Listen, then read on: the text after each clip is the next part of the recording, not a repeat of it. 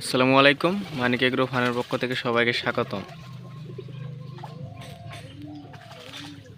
এখানে আমি কিছু কবুতর পালন করে থাকি। আর দেখেন আজকে সকালে এই রোদ আসার কারণে কবুতরগুলো নতুন পানি পেয়ে গোসল করতেছে।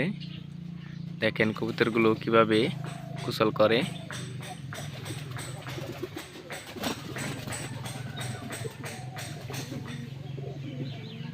শীতের মধ্যে এরা যদি সকালে অনেক রোদ পায় তাহলে এরা পানি পেয়ে খুব আনন্দ পায়। দেখেন কিভাবে এরা গোসল করতেছে কবুতরগুলো।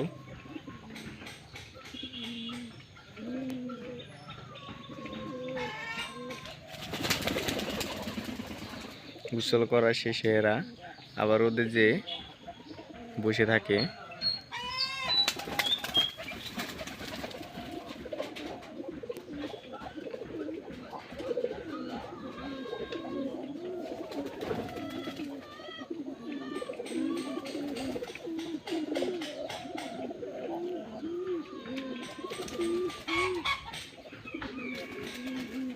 আজকে এ পর্যন্তই।